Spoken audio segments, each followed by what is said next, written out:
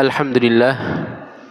Alhamdulillahilladzi anzala alaina ashmalal kitab wa arsala ilaina afdalar rusul wa ja'alana khaira ummatin ukhrijat linnas falahul hamdu wa lahus syukru ala hadhihi ni'amil azimah wal ala'il jasimah. Nashhadu an la ilaha illallah wa nashhadu anna Muhammadan abduhu wa rasuluh. Allahumma salli ala nabiyyina Muhammad wa ala alihi wa sahbihi ajma'in. Amma ba'd. Para jamaah yang kami cintai karena Allah, alhamdulillah di awal dari bulan Oktober tahun 2025 ini kita bisa menjalankan sebuah kegiatan yang insya Allah dicintai oleh Allah, yaitu taklim, kajian. Karena memang Allah Subhanahu wa ta'ala dan Rasulnya dalam banyak sekali dalil-dalil menghasung, memerintahkan kepada kita untuk belajar, untuk menuntut ilmu, dan juga untuk mentadabburi Al-Quran. Jamaah, pada pertemuan terakhir yang kita lalui, kita sempat membahas ayat yang ke-22 dari surat Al-Baqarah. Ya. Namun belum selesai kita membahas ayat tersebut. Maka pada pertemuan ini kita mulai dari ayat 22 sampai pada ayat yang nanti bisa kita selesaikan pembahasannya. Taib. Allah Subhanahu wa ta'ala berfirman pada ayat yang ke-22, A'udzu billahi minasy syaithanir rajim. Ya ayyuhan nasu u'budu rabbakumul ladzi khalaqakum walladzina min qablikum la'allakum tattaqun. Ya ayyuhan nas, wahai manusia. Allah Subhanahu wa ta'ala, sebagaimana yang pernah kami sampaikan, di dalam Al-Quran ada beberapa panggilan yang Allah tujukan kepada hambanya.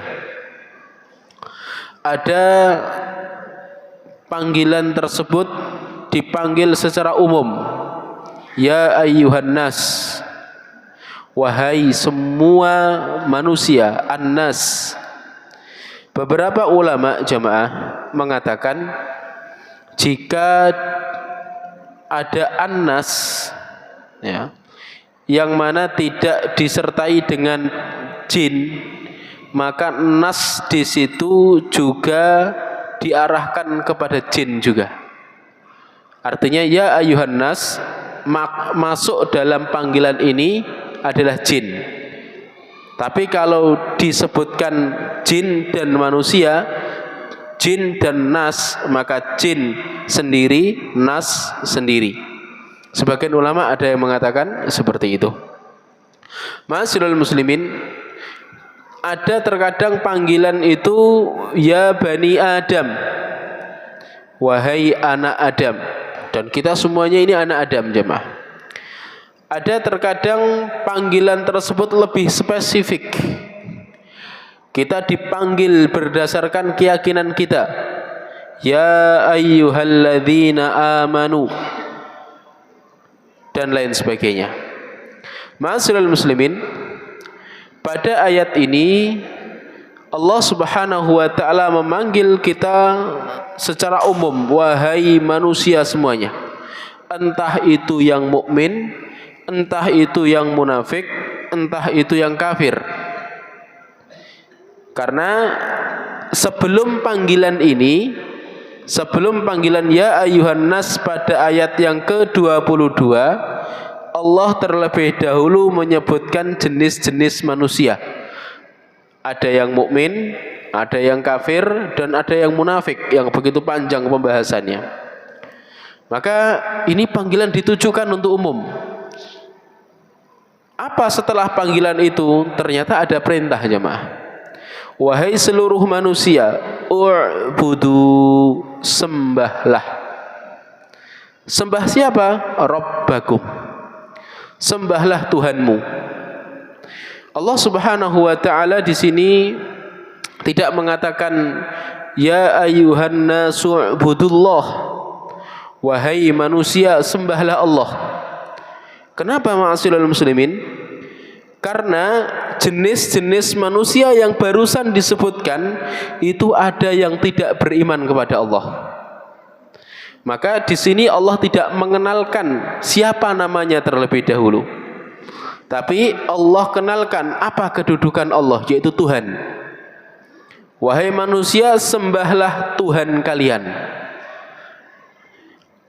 Kemudian Allah menerangkan, Tuhan kalian itu alladzi khalaqakum, yang telah menciptakan kalian semuanya. Walladzina min qablikum, dan yang telah menciptakan orang-orang sebelum kalian, yaitu moyang-moyang kita, jemaah. Karena kita ini adalah keturunan daripada moyang-moyang kita. Ya.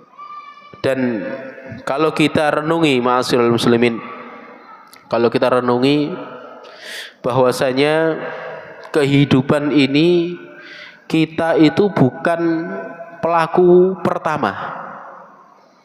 Kita ini pelaku ke sekian, mungkin sekian juta, sekian miliar. Ya. Ritmenya sama, jemaah. Orang itu dilahirkan, kemudian besar, ada tanggung jawab di sana, kemudian mati. Kalau sukses menjalankan tanggung jawab, maka dia menjadi orang bahagia. Kalau gagal menjalankan tanggung jawab, maka dia jadi orang sengsara. Baik. Ma'asyiral muslimin, Allah Subhanahu wa taala menjelaskan bahwasanya Tuhan kalian itu adalah yang telah menciptakan kalian dan telah menciptakan orang-orang sebelum kalian. Jadi ini adalah kudrah daripada Tuhan. Kemampuan daripada Tuhan itu adalah bisa menciptakan. Dan Allah Maha menciptakan. Dan Allah Subhanahu wa taala satu-satunya yang menciptakan. Tidak ada pencipta lain selain Allah Subhanahu wa taala. Kalau kita lihat hal-hal yang dipertuhankan selain Allah, maka mereka gugur pada sifat yang pertama ini, yaitu sifat apa? Menciptakan. Silakan kita bayangkan sosok-sosok yang dituhankan, ternyata mereka tidak mampu menciptakan, justru mereka diciptakan. Bahkan sebagian ada yang dipahat oleh tangan-tangan para penyembahnya sendiri. Ya. Ma'asyiral muslimin, maka kalau kita sudah tahu bahwasanya yang berhak disembah itu adalah Tuhan, dan Tuhan itu salah satu cirinya adalah yang bisa menciptakan. Karena makna Rabb diantaranya adalah Al-Khaliq. Taib. La'allakum tattaqun, agar kalian bertakwa. Kita diperintahkan untuk menyembah Tuhan kita agar kita bertakwa. Kenapa jemaah goalnya ini kok la'allakum tattaqun? Karena kemuliaan kita, kebahagiaan kita baik di dunia maupun di akhirat tergantung pada ketakwaan kita. Di dalam Islam, barometer atau tolok ukur fulan mulia, fulan tidak mulia Demi Allah jemaah, bukan tampang yang rupawan, bukan. Bukan cantiknya wajahku, putihnya kulit, demi Allah bukan. Apalagi diukur dengan kendaraan, jabatan dan lain sebagainya. Itu semuanya hanya pendukung saja. Tapi tolak ukur pertama adalah sebagaimana yang difirmankan, inna akramakum indallahi atqakum. Kalian beribadahlah kepada Allah agar kalian bertakwa. Kenapa bertakwa? Dengan takwa tersebut kalian mulia. Jadi ma'asyiral muslimin, kalau kita mau mulia, caranya ini, takwa. Meskipun awalnya tidak begitu dianggap di kalangan manusia, tapi ketahuilah Allah Subhanahu wa taala akan memuliakannya. Berapa banyak di antara hamba Allah yang mana mereka ini tidak dikenal di dunia tapi masyhur namanya di langit. Berapa banyak di antara hamba Allah yang dia ini sangat terkenal di dunia tapi dia orang yang sama sekali tidak dikenal di langit. Artinya apa? Dia ini masyhurnya di dunia saja. Tapi ada di antara hamba Allah karena ketakwaan yang mereka miliki. Ada di antara mereka yang masyhur dunia, masyhur akhirat. Ada yang masyhur di akhirat meskipun di dunia tidak begitu dikenal. Karena memang bukan syarat mulia itu dikenal, bukan jemaah. Taib. Kenapa goalnya itu adalah takwa? Karena surga itu tidaklah disiapkan kecuali untuk orang-orang yang bertakwa. Allah Subhanahu wa taala mengatakan, wasari'u ila maghfiratin mir rabbikum wa jannatin 'arduhas samawati wal ard u'iddat lil muttaqin. Bersegeralah kalian menuju ampunan Allah, menuju ampunan Tuhanmu, dan bersegeralah kalian menuju surga Allah yang luasnya melebihi langit dan bumi, yang semua itu u'iddat lil muttaqin, disiapkan bagi orang-orang yang bertakwa. Paling tidak jemaah ini. Jadi goal daripada kita ibadah adalah agar kita bertakwa. Namun jemaah, terkadang kita ibadah tapi keimanan kita kayaknya belum ada rasanya. Kita ketahui jemaah bahwasanya iman itu ada rasanya, ada rasa manisnya. Tapi masya Allah Ustaz, kami udah beribadah berpuluh-puluh tahun, tapi ya wis gitu-gitu saja, hambar. Belum bisa merasakan bagaimana ketakwaan, bagaimana manisnya iman. Paling kita sholat nangis yo karena traweh imame kedawan linune kumat. Nah paling itu saja Ustaz. Baik. Jamaah rahimani wa rahimakumullah. Berarti ibadah kita kualitasnya yang masih kurang. Orang yang sholat itu aslinya adalah dia akan terhalang daripada maksiat. Dia akan terhalang daripada hal-hal yang keji. Tapi kenapa di sana ada orang yang sholat tapi yo masih melakukan maksiat, masih melakukan kekejian dan lain sebagainya?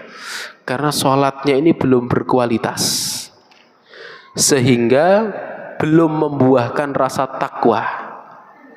Maka ini penting jemaah kita fahami, ibadah-ibadah kita yang kita tujukan kepada Allah, goalnya adalah agar kita menjadi orang-orang yang bertakwa.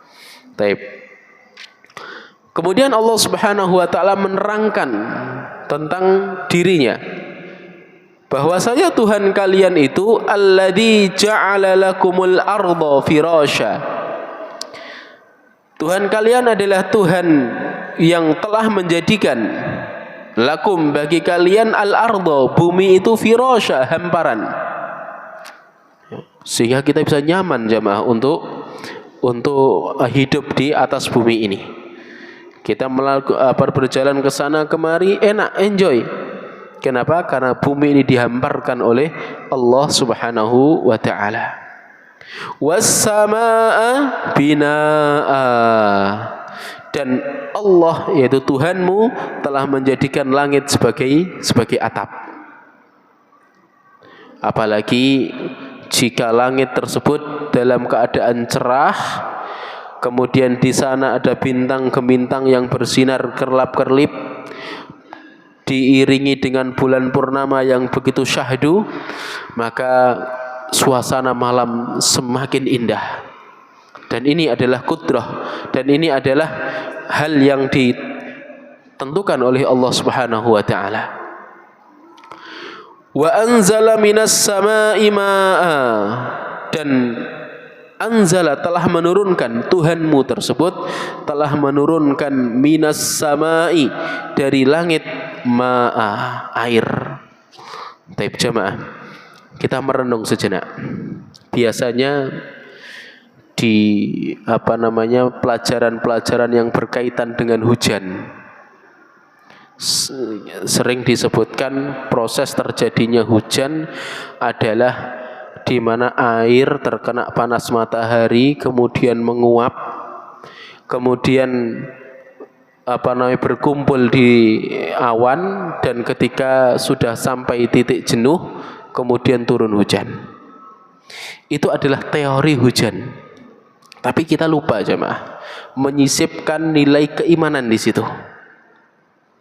Ya, kita lupa menyisipkan nilai keimanan. Kita lupa menyertakan Allah pada materi-materi sains yang kita ajarkan kepada anak-anak kita. Sehingga apa? Muncul generasi-generasi yang dia paham sains tapi tidak kenal Tuhannya. Ini PR kita. Kita kenalkan. Makanya sekarang ada islamisasi pelajaran. Bahwasanya materi-materi yang diajarkan itu kita sisipkan nilai keimanan. Allah menjadikan air tersebut menguap, kemudian berkumpul di langit sampai titik jenuh tertentu, Allah Subhanahu wa taala mentakdirkan. Jadi kita sisipkan Allah. Kenapa? Karena berapa banyak mendung sudah di atas tidak jadi turun hujan. Ini penting. Maka seharusnya orang-orang yang bergelut dalam bidang sains, ya entah itu apapun cabangnya, biologi dan lain sebagainya, hendaknya mereka menjadi orang yang paling bertakwa. Kenapa? Karena setiap hari bergelut dengan tanda-tanda kebesaran Allah. Dokter misalkan, setiap hari dia bergelut berkaitan dengan ayat kauniyah Allah tentang anatomi tubuh manusia dan lain sebagainya. Yang ini murni adalah ciptaan Tuhan, tidak mungkin kebetulan. Maka seharusnya menjadi orang yang paling bertakwa dan paling kenal Allah Subhanahu wa taala. Namun pada prakteknya banyak sekali ahli-ahli sains yang kemudian kurang mengenal Tuhannya. Kenapa? Karena ketika pelajarannya kurang dikaitkan dengan Allah Subhanahu wa taala sehingga terasa kering sekali. Taib, ma'asyiral muslimin rahimani wa rahimakumullah. Wa anzala minas samaa'i maa'a, dan Tuhan kalian telah menurunkan dari langit air. Ya, air hujan itu adalah air yang barokah. Ma'asyiral muslimin, bahkan diriwayatkan bahwa Rasulullah pernah ketika hujan kemudian beliau lepas surbannya dan beliau hujan-hujanan. Kemudian beliau mengatakan, hadza haditsu ahdin bi rabbih. Ini baru saja turun dari sisi Allah Subhanahu wa taala. Di air hujan itu adalah rahmat bagi orang-orang mukmin dan bisa menjadi azab bagi orang-orang kafir sebagaimana yang terjadi pada kaum Nabi Nuh. Wa anzala minas samaa'i ma'a fa akhraja bihi minats thamarati rizqan lakum. Fa akhraja, maka Allah keluarkan bihi dengan hujan tersebut, minas thamarat, dari buah-buahan, rizqan lakum, sebagai rezeki bagi kalian. Dan ini Masya Allah, kalau kita membaca atau kita menghayati tentang dunia tumbuh-tumbuhan, maka kita akan dapati bagaimana qudratullah, bagaimana kemampuan Allah Subhanahu wa taala, bagaimana kehendak Allah yang begitu luar biasa. Dari air yang sama jemaah bisa mengeluarkan buah-buahan dengan rasa yang berbeda, dengan warna yang berbeda, dengan bentuk dan jenis yang berbeda. Bahkan sama-sama mangganya pun rasanya berbeda dari air yang sama. Ini kalau bukan karena Allah yang ala kulli syai'in qadir, maka tidak mungkin itu terjadi. Fala taj'alu lillahi andada. Fala taj'alu, maka jangan kalian jadikan lillahi, bagi Allah, andada. Andad niku napa? Sekutu. Jangan kalian jadikan sekutu-sekutu bagi Allah. Wa antum ta'lamun, sedangkan kalian mengetahui. Mengetahui napa jemaah? Mengetahui bahwasanya tidak ada yang sekufu dengan Allah. Tidak ada yang setara dengan Allah. Kalian mengetahui bahwasanya Tuhan kalianlah yang telah memberikan fasilitas hidup kepada kalian. Maka fala taj'alu lillahi andada wa antum ta'lamun. Jemaah, Rasulullah sallallahu alaihi wasallam pernah ditanya oleh Ibnu Mas'ud, Abdullah bin Mas'ud radhiyallahu anhu, "Ya Rasulullah, wahai Rasulullah, ayyu dzanbi a'dham?" Dosa apa yang paling dahsyat ya Rasulullah? Rasulullah mengatakan, "Anta ja'ala lillahi niddan wa huwa khalaqaka." Dosa yang paling dahsyat adalah engkau menyekutukan Allah padahal Allah telah menciptakan kalian. Ini adalah dosa yang paling dahsyat. Makanya jemaah, segenting apapun keadaan kita, jangan sampai kita memilih opsi syirik, karena dosanya luar biasa. Ya. Allah mengatakan dalam menceritakan pesan Luqman kepada putranya, "Inna syirka la dzulmun adzim." Bahwasanya syirik itu adalah dosa yang paling dahsyat. Jemaah, dosa-dosa yang lain itu memungkinkan kita diampuni oleh Allah cuma-cuma. Memungkinkan sekali. Allah mengatakan, "Innallaha la yaghfiru ay yushraka bihi wa yaghfiru ma duna dzalika liman yasha."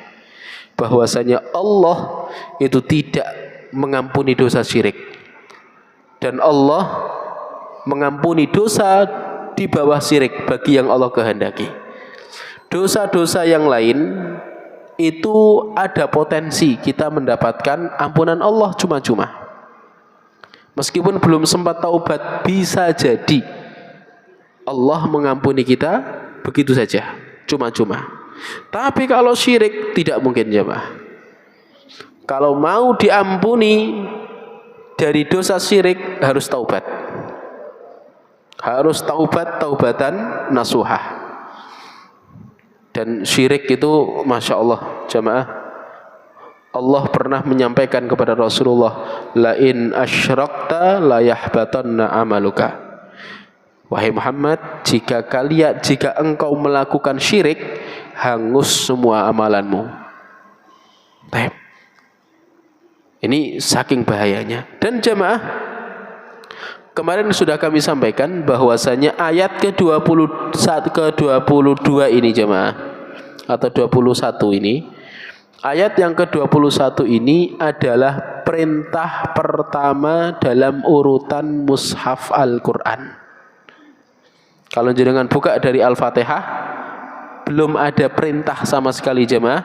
Perintah pertama ada pada ayat 21. Perintah tentang nopo niku? Tentang tauhid. Dan ayat ke-22 ini jemaah, ini adalah larangan pertama di dalam urutan mushaf Al-Qur'an. Kalau jenengan buka dari Al-Fatihah, Alif Lam Mim Dzalikal Kitabul La Raiba Fihi sampai pada ayat ini, jenengan akan dapatkan ini adalah larangan pertama. Fala taj'alu lillahi andada wa antum ta'lamun. Jadi perintah pertama di dalam urutan mushaf adalah tauhid, sedangkan larangan pertama di dalam urutan mushaf adalah syirik. Kita diperintahkan untuk bertauhid dan kita dilarang untuk syirik. Suatu ketika jemaah, Mu'ad bin Jabal pernah dibonceng oleh Rasulullah. Jadi Mu'ad dibonceng oleh Rasul naik keledai. Kemudian Rasul mengatakan, "Ya Mu'ad, atadri ma haqqullahi 'alal 'ibad?" Wahai Mu'ad, tahukah engkau apa hak Allah yang harus ditunaikan oleh hamba? Mu'ad mengatakan, Allahu wa rasuluhu a'lam. Allah dan Rasulnya yang lebih tahu. Mu'ad mengatakan, fa inna haqqallahi 'alal 'ibad ayya'buduhu wa la yusyriku bihi syai'a. Wahai Mu'ad, sesungguhnya hak Allah yang harus ditunaikan hamba adalah hamba tersebut menyembah kepada Allah dan tidak menyekutukan Allah dengan apapun. Ma'asyiral muslimin rahimani wa rahimakumullah. Jadi semangat pemurnian ibadah itu harus tetap terpatri di dalam sanubari kita.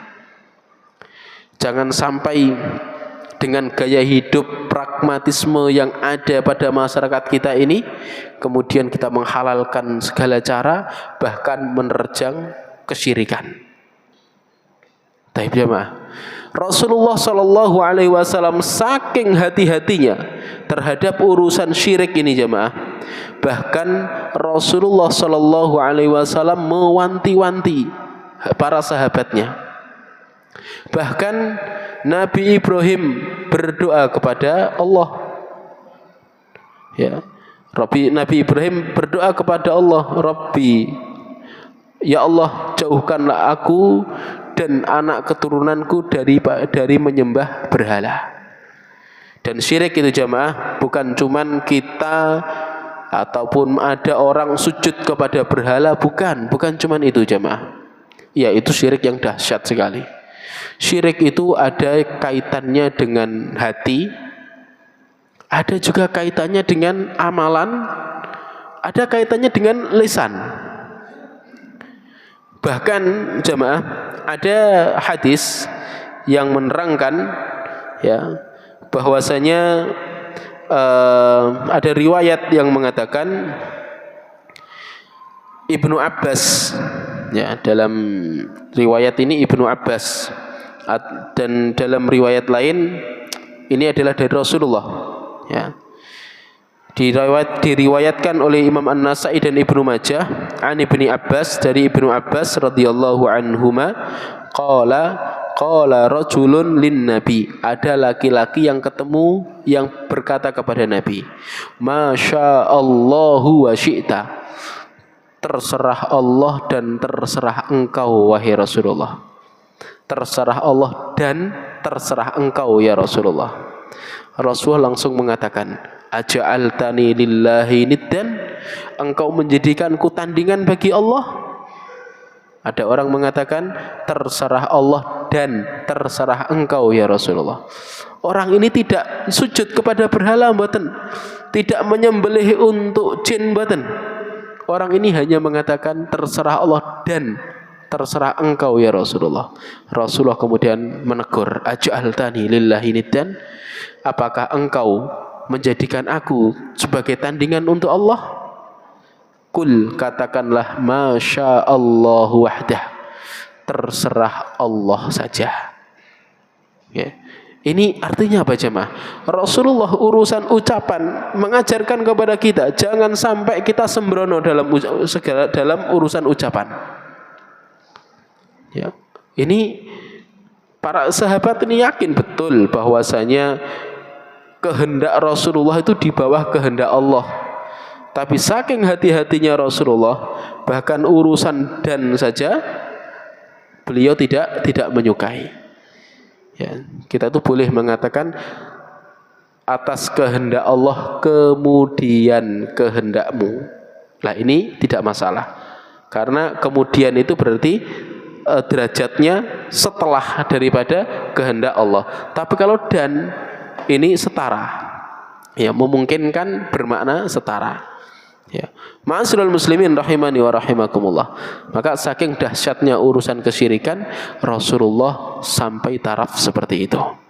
Dan Rasulullah tidaklah bercapek-capek untuk dakwah, bahkan untuk perang dan lain sebagainya, kecuali dalam rangka menegakkan tauhid dan menjauhkan daripada syirik. Dan ini adalah kandungan dari makna la ilaha illallah. Tidak ada ilah, tidak ada yang berhak disembah. Ini peniadaan terhadap segala bentuk kesyirikan. Illallah, kecuali Allah. Ini adalah bentuk daripada itsbat, bentuk penetapan. Ini adalah tauhid. Ini mari jemaah kita tanamkan betul di dalam hati kita, di dalam anak-anak kita. Ya, kalau hanya sekedar di otak jemaah, ini belum merasuk.